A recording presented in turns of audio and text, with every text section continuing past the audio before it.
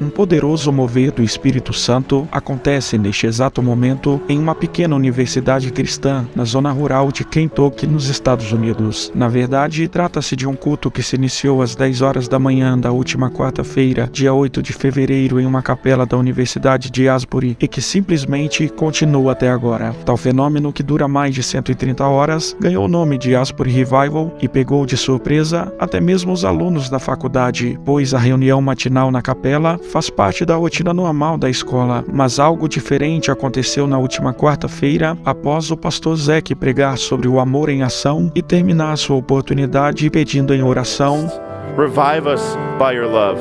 E definitivamente sua oração foi atendida. Após a pregação, os jovens estudantes começaram a cantar hinos de adoração e não saíram mais, nem para assistir às aulas, nem para ir almoçar. E mais pessoas foram se juntando ao que antes era um grupo de 30 estudantes e que agora é uma multidão sedenta pela presença de Deus, que lota as mais de 1.500 cadeiras do auditório. O que caracteriza a reunião, que já se dirige para o 6º dia de duração, como um genuíno mover de Deus, é que nada foi programado ou manipulado. Tudo tem acontecido de maneira espontânea, e vidas estão se rendendo, prostradas de joelhos no altar, clamando misericórdia. Jovens estão confessando seus vícios e amarguras em busca do perdão de Deus, e uma onda de louvor e exposição da palavra tem atraído alunos, professores, pais, membros de várias denominações de vários lugares que estão se dirigindo para vivenciarem este momento tão único. Até mesmo pessoas céticas que estavam indo ao lugar por curiosidade, achando tratar-se apenas de um movimento de homens, têm testemunhado agora que elas têm sido surpreendidas e que de fato estão diante de um mover especial do Espírito Santo. As notícias do que tem acontecido na faculdade de Asbury têm chamado a atenção da mídia e têm alcançado a muitos irmãos ao redor do mundo, e muitos que têm acompanhado este acontecimento através de vídeos nas redes sociais também testemunham que estão sendo renovados e levados às lágrimas.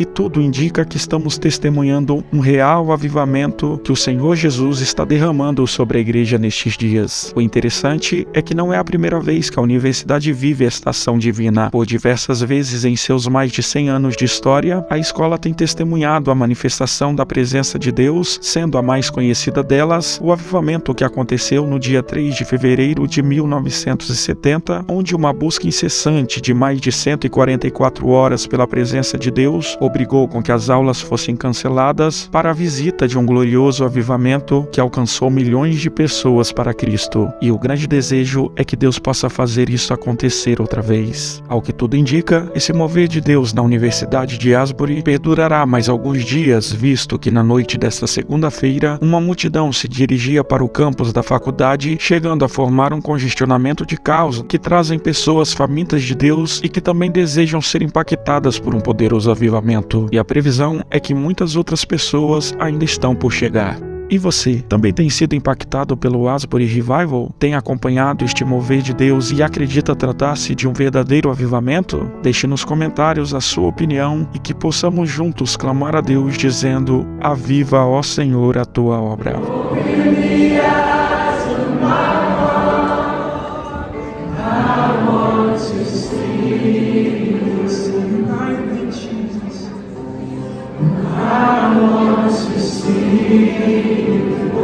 I know normally that when you're watching television, like everyone else, you have one eye perhaps on the paper, one eye on television, or one ear to someone else in the room, or perhaps you're fixing the evening meal.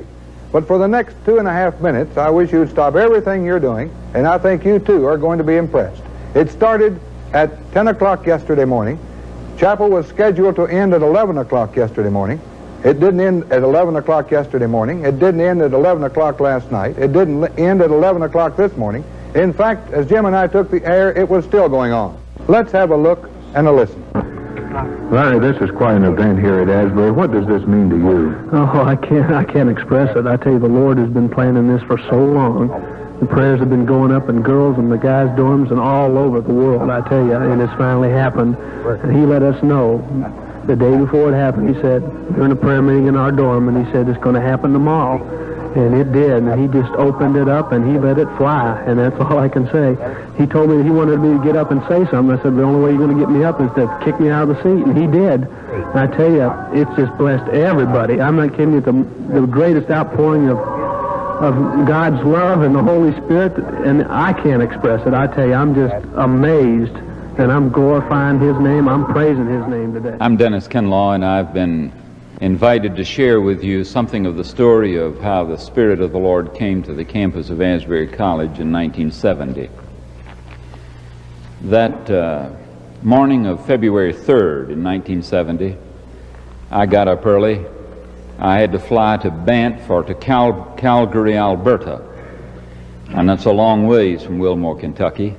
So I arose about 5, and by 6 o'clock I was in my car, drove to Louisville, and caught an 8 o'clock flight for Denver, and then a flight on up to Calgary.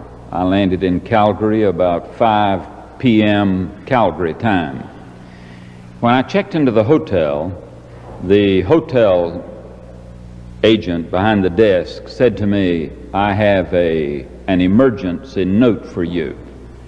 And so he handed me a slip of paper with a name on it and a telephone number that I was supposed to call. I took a look at the name and the telephone number and knew instantly that it was the dean of the college.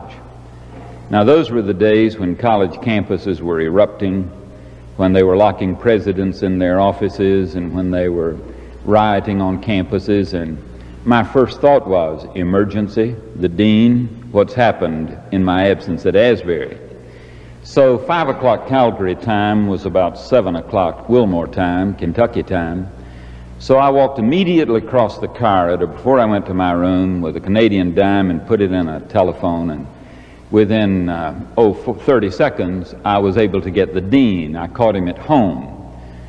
He said to me, "I have a problem, and I don't know quite how to handle it."